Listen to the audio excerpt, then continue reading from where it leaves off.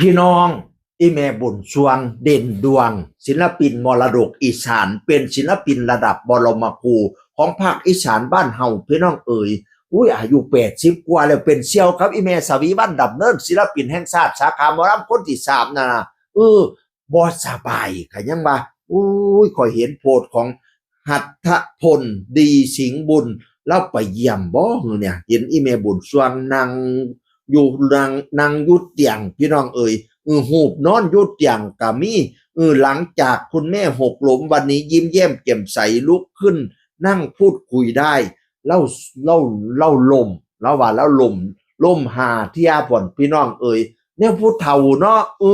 วันนี้เห็นลูกเห็นหลานไปเยี่ยมลูกขึ้นย่างสิมาเว้ากับลูกกับหลานสิไปนั่งไปเว้ากับลูกกับหลานเซ่ลิดแม้ตอนเขาถ่ายคลิปนั่นก็อะไรเกียบล่มอีกเทียนึงโอ้ย80กว่าเลยแม่ปกติอีแม่แข็งแรงดียังล่ำได้พี่น้องเอ๋ยรับงานล่ำได้เสยอุ้ยนี่ล่ะข่อยว่าสุดยอดเด้อหมอลำนี่เด้อหมอลำผู้ใดสิรับงานได้เท่าปานนี้เสียงเล่าบ่ตกเลยเด้อสติปัญญานี่เสียวเสลียวฉลาดจดแก้แปรถามนั่นน่ะเขาล่ำหยังมาแล้วสวนได้ปับเลยเด้เพราะว่าสิเป็นล่ำก่อนก็ดีล่ำเตยก็ดีล่ำรองนี่สุดยอดเสียงดีพี่น้องเอ๋ยแม่นว่าสิเท่าแล้วก็ตามสร้างโอ้ยคันแม่นข่อยมีสิทธิ์ให้คะแนนศิลปินแห่งชาติข่อยสิให้เล่าตั้งแต่20ปีที่แล้วมีหมอลำคนไหนไหมคำว่าศิลปินเข้าใจคำว่าศิลปินเนี่ยศิลปินก็คือคนที่หากินโดยการแสดงเห็นบ่ล่ะเล่ายังแสดงเล่ายังรับงานอยู่นี่เล่าสมควรได้รับรางวัลเด้พี่น้อง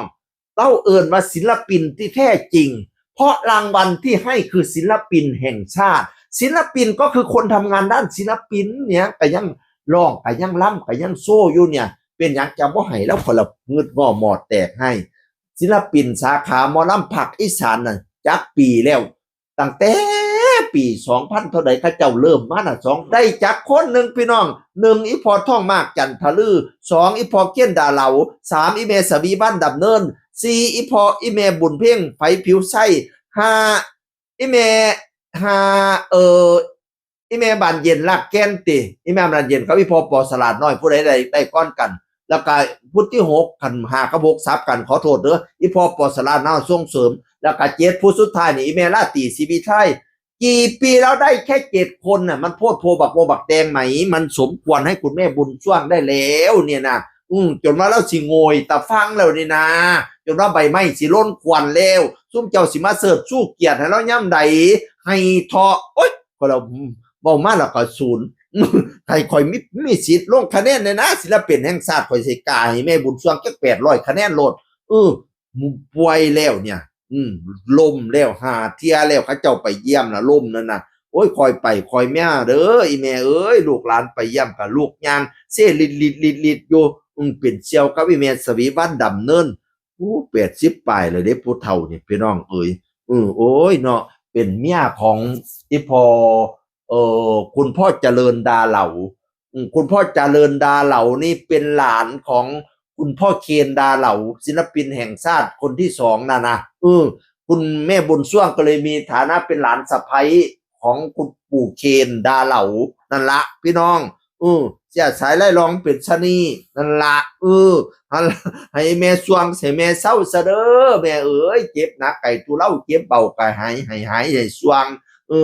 เศร้ามืออื่นข่อยบ่ถือเศร้ามือฮื้อข่อยบ่เว้าคันสิเอาแท้ๆให้เศร้ามือนี้แน่นอนให้ลูกขึ้นสั้นยันให้สั้นขึ้นค่อนย่องให้ลูกขึ้นกินปลาให้ลูกหากินข้าวลูกเว้ากับลูกเต้า FC เด้อแม่เด้อเจ็บหนักไก่ตุเล่าเจ็บเบาไก่หายให้สว่างให้เจ้าแจ้งปันดาวให้เจ้าขาวปันฝ่ายความเจ็บยะสุได้ความไข่ยะสุมีให้เจ้าแข็งปันผ้าให้เจ้ากล้าปันตะวันถึกแดดกะยะไม่เป็นไข่กะยะหมองอย่าได้มนคือตองอย่าได้หมองคือเทาอย่าได้เกาเสียสีให้มานั่งดีสีใสสองพละกำลังปองไพ่ตองอย่าได้มีสุขะสุกิลนกำลังคนหลดลื่นอายุยืนฮอดร้อยจนสิ้นศาสนาอยู่จนฮอด100 ปีพุ่นเอ้ยแม่เด้ออยู่ให้ไม่ได้ศิลปินแห่งชาติเป็นไพ่เป็นเรื่องแต่บ่ให้แม่ข่อยนี่เฮ้อสัวมันเป็นกำลังใจให้แม่บุญช่วงเสียงอื่นคนเก่าเว้าสู่ฟังสวัสดีครับสวัสดีครับ